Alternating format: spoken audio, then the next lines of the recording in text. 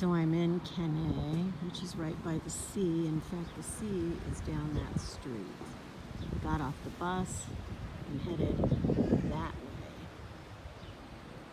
Check this out. There's some kind of market going.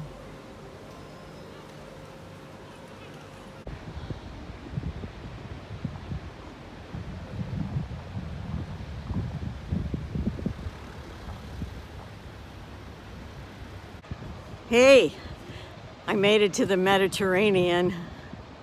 Now I just got to get my feet in it. And it looks like it's probably cold, but I might do that in a little bit. But I'm going to flip you around and let you see what I'm seeing.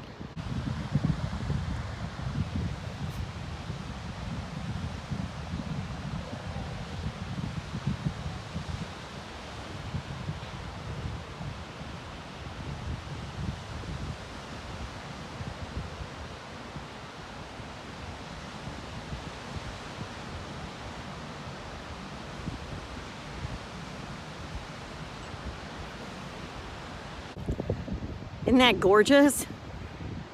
I know there's some wind here. Hopefully you can hear me okay. It is beautiful. I mean, it's not blue sky today. There's high clouds. There's some kind of blue peeking through a little bit, but it's beautiful. See, I love the beach on cloudy days, and I love the beach when it's cold. I don't necessarily have to go to a beach when it's sunny, so I love this. Anyway, I'll show you more.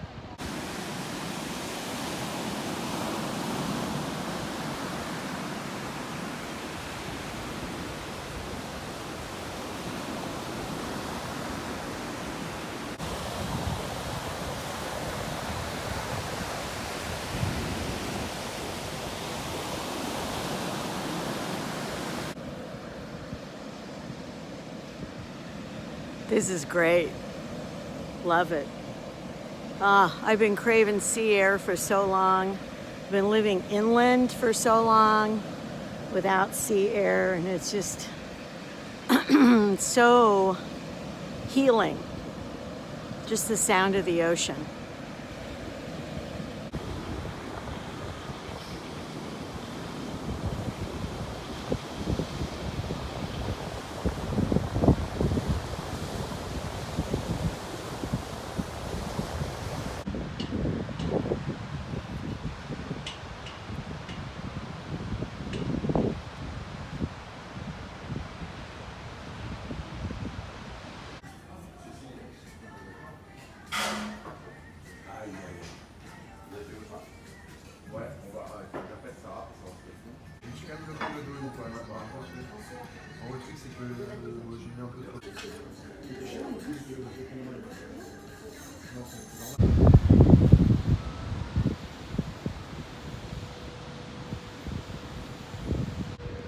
Hey, I got done with lunch and I'm sitting looking out at the sea, and I'm going to admit it right now, I'm chickening out on the feet in the water because it's freezing out here all of a sudden.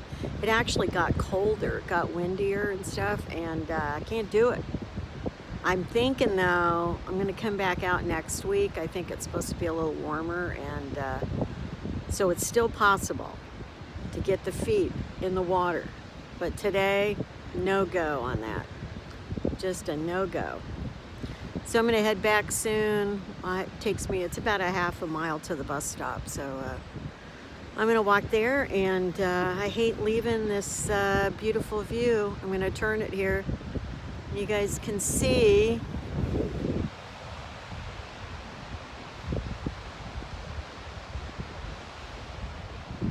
that's what I'm looking at. I don't know about you, but I've always just loved the sound of the ocean or the sea. It's great and soothing. I actually, you know what I should have done? I should have spent like 2 weeks of this time here just renting a place over here. I had looked at prices of that before I came, and it would have been about the same cost. It's not more expensive. So now in the summer it probably is during the tourist, the real high season. But no, I should have done that. because I would have loved it. Could have walked on the beach every day. Would have been wonderful. But I'm going to come back out probably in a week. She does not want to leave. She's giving me a hard time. Waiting at the bus station, alone, for the bus back to Perpignan. I want to show you, I'm fascinated by these pine trees here, which I've seen a couple in Perpignan as well. So I'm going to show you that in a sec here. So I don't know if you can see it well, but these trees are really cool. They have tremendous shade, and what they do is I guess they take off the lower limbs as they're growing, and they leave like this really bushy top, but it's a pine tree. But if anybody knows what kind of pine that is, let me know. Hey, EG here, and it's the next day after I got back from the beach, and I just wanted to share some perceptions and thoughts about my little excursion. First of all, I'm very happy with the fact that I have learned how to use the bus better in this town. I mean, I haven't gone on every route, but I have certainly gotten more confident. I've ridden on a couple of different lines. And if I stayed here longer, you know, if I was going to be here longer, I would certainly learn the bus system completely. But yeah, it was really great going out to the beach. I think I shared with you in a little snippet there that I probably should have stayed a couple weeks just at an Airbnb by the sea, because I know they were reasonable in price. I almost thought of doing that, but I thought, well, there's probably not any like markets or restaurants or anything nearby, but there actually are. When I went to Canet, I was really surprised that it really had everything you needed in just that little area near the sea. And there's a lot of apartments, residences there. There's a lot of people that actually live there potentially year round. The other thing is I really love the fact that there was a lot of older people there. Now, probably in the summer when it's like peak beach season, there's probably a lot of younger people that go out there, but I really did like it that there was a lot of older people there. It felt very safe there, in case my sound didn't come across well, you know, filming outdoors. It felt very, very safe there. I didn't see really anybody sketchy that I thought, oh, you know, I'm going to have to keep my, you know, antenna up about this. So it was really nice. It was a really nice outing. I'm going to go again.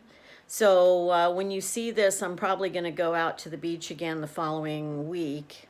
And you know, I'll do a little more walking and a little more exploration of the beachfront area there. But yeah, I would definitely stay out there. If I ever come back through this area, or I don't know, well, I don't know that I would live out there if I had a residency in France at some point, but I really did like it. Of course, I love being by the ocean. So, and one of the things on my bucket list is being able to live by the sea for a while. So it may be, I mean, there could be worse things than like living there for like a year, let's say, in an apartment. So yeah, I really enjoyed it. I have to share one weird thing that happened on the bus back from I didn't share this in my live stream, but it was so, you know, there are weird people, no matter what country you're in, wherever you are in the world. There are people that have probably, you know, psychological issues or developmental disorders, and I'm not making fun of it at all, but it was very uncomfortable. This guy gets on the bus at one of the stops just kind of outside of Canet to come back into Perpignan, and he's just, you know, you can kind of tell when somebody's just, you know, they got something going on. Let's put it that way. Well, unfortunately, he sat right across from me, like facing seats. And the thing that was weird is that he was only on the bus about 10 minutes, thank goodness. But he picked his nose like the whole time. Just digging in there, picking his nose. And I don't know about you, but that just grosses me out so much to see somebody do that. So I had to like look out the window, look everywhere, but I knew he was still doing it. I could kind of tell out of my like peripheral vision. And I was just so grossed out. And I thought, ugh. And that could happen anywhere. I certainly, it's not, don't think I'm bashing anything about French culture here. This guy obviously had some, you know, psychological issues. So, but anyway, and he was like he was probably in his 50s, I would guess, around 50s. Anyway, that grossed me out on the trip back, but fortunately he got off at a stop before Perpignan, so I didn't have to deal with it the entire way back. But yeah, that's the kind of fun thing that happens no matter where you go in the world sometimes. And that just happens to be, I don't know, I'm very certain things just really gross me out, and that's one of them. That just like, please don't do that. Even when I see little kids do it, it bothers me, even though it's perfectly normal for little kids to pick their nose. I just can't. To me, if you're gonna do that, you gotta do it when there's no one around. Like, come on. Anyway, nobody wants to see that. So I'm going to share with you now a positive story for, it didn't happen. It happened the day before I went out to the beach. And this was, again, just a really nice interaction with somebody. So I went into the Starbucks. It was actually the day I was going to meet up with Jeff for, you know, sit outside and have a beverage there at Starbucks. And I got there a little early, and I went in and I ordered, you know, the guy behind the counter, I saw his name said Ian, which I thought was you know, that wasn't like a typical French name. And he was probably, I'm guessing he was around 40s or something like that. But anyway, really nice. I ordered in French. He didn't, you know, he didn't act, again, he just spoke to me in French, didn't act like, you know, I was American or whatever. But then he asked me my name, and you know, I should learn to just say my name like Alison in French instead of Allison, because the minute I say Allison, I sound American, of course. So he asked me my name, mon nom, and I said Allison, and then he goes, "You must be American." And he said it with such good English that I knew instantly he wasn't probably French. And but he spoke French, you know, just like a native. And so we started chatting, and it turns out he's from Scotland, which explains the Ian name. And he was born in Inverness, which is where I'm going I'm going to be staying there for a week in June. And so he was, you know, really interested in that. And I told him about my plans. I said, I'm so excited about visiting your home country. I asked him what he was doing in Perpignan, and he said basically it's because of his ex-wife. So I assume that maybe they have kids together or something like that. And of course he's there, you know, because of the kids probably, but I didn't grill him too much on that. But anyway, it was just a lovely conversation. I asked him if he'd ever been to the US, and he told me some places that he had traveled there when he was growing up. So he had been to several states in the United States. Anyway, it was just a pleasant surprise to meet somebody from Scotland in Perpignan, which is probably not, you know, super common. So so that was just a really nice little, you know, interaction, and I got to chat with him for a minute, you know, after I ordered, and that because it wasn't busy in there at that time. So anyway, that was my pleasant exchange for that day, and so it was really nice. Anyway, I hope you enjoyed the footage from the beach. I'm going to close here right after I finish this.